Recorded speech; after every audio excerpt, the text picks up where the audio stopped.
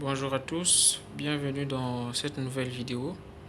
Alors aujourd'hui je vous présente le comportement d'une zone marécageuse. Alors de prime abord, vous pouvez penser que en voyant, vous pouvez penser que cette surface, ça on considère ça comme la terre, la zone où on veut construire notre maison. De façon visible, on peut croire que c'est un sol assez stable et qu'il n'y a pas de souci.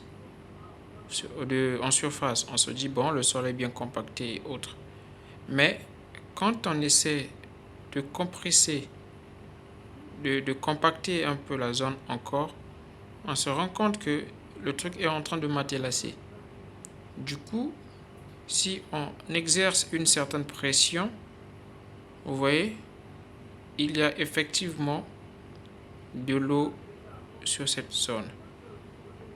Et ça vous permet de comprendre que votre zone est marécageuse et que si vous mettez vos fondations ici, la terre va commencer, le bâtiment va commencer à s'enfoncer dans le sol. D'où il est important de faire ce qu'on appelle des études géotechniques qui nous permettent justement de déterminer l'importance du sol et de voir jusqu'à quelle pression le sol est capable de tenir.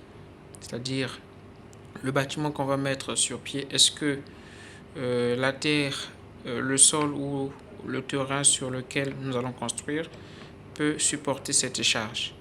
Donc, il ne faut pas négliger cet aspect d'étude géotechnique parce que ça nous permet effectivement de se rassurer sur le comportement de notre sol. C'était juste un exemple pour illustrer comment est-ce qu'un sol peut cacher certaines défaillances d'un point de vue visible. Il faudrait qu'on ait des instruments adéquats pour justement vérifier le comportement de notre sol. Donc, merci de toujours veiller à faire ce qu'on appelle des études géotechniques pour déterminer le comportement ou la constitution de votre sol. Donc, voilà un peu. Ne vous fiez pas à ce que vous voyez, mais fiez-vous au comportement souterrain de votre sol pour éviter de construire un bâtiment qui va s'effondrer, qui va s'enfoncer et qui va vous faire des dépenses pour rien. Parce que quand un bâtiment s'enfonce, il faudrait que vous puissiez le casser. Et casser un bâtiment déjà construit, c'est vraiment une perte à hauteur de beaucoup de millions et c'est pas intéressant.